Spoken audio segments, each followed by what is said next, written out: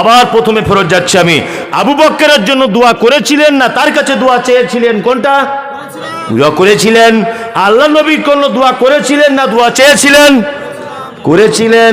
তাহলে আল্লাহ নবী পৃথিবীর সব থেকে দামি মানুষ, ওনার জন্য যদি দোয়া করা লাগে, তারপরে দামি মানুষ আবু বকর, ওমর, উসমান, ওদের জন্য যদি দোয়া করা লাগে, তাহলে হুজুরের কাছে দোয়া চাইতে যাব কেন?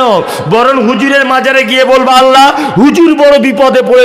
এখন একটা কথা শুনেন বাবা, একটা লোকের বাচ্চা হয় না, ডাক্তার দেখাচ্ছে হয় না, তাবিব দেখাচ্ছে হয় না, চিন্তা করলে একটু আল্লাহওয়ালাদের ওসিলা দিয়ে দোয়া করি, যদি আল্লাহ তার ওসিলাতে দিয়ে দেয়, দোয়াটা কবুল করে দিবে তো আল্লাহ। আল্লাহ ছাড়া কেউ বাচ্চা দিতে পারে? জোরে বলে, আল্লাহই তো বাচ্চা দিবে। কিন্তু কার দোয়া কোথায় কবুল হবে? এই জন্য আল্লাহওয়ালাদের দরবারে যাব, তাদের ওসিলা দিয়ে দোয়া করবো, যদি আল্লাহ আমার দোয়া কবুল করে একটা বাচ্চা আমাকে দিয়ে দেয়, এই উদ্দেশ্যে যাই। বলছে কি তোমার বাচ্চা হয় না, মসজিদে যাও, মন্দিরে যাও, শিরিক। এ বেটার ফের বাচ্চা হয় না তো যাচ্ছে ডক্টরে, বহরমপুর হসপিটাল। তো হসপিটাল যাচ্ছে তো ওখানে আল্লাহ বসে আছে না, উযুবিল্লাহ। বলো হসপিটালে আমরা আল্লাহ মনে করে যাই না, কি মনে করে? ওখানে ওষুধ পাওয়া যাবে, মাজারে গেলে আল্লাহ ওয়ালার দোয়া পাওয়া যাবে। বলেন সুবহানাল্লাহ। তো ওটা যদি শিরিক হয় তো এটাও শিরিক, তাহলে তোমরা তো নিজে শিরিক হয়ে গেলে, নিজে মুশরিক হয়ে গেলে।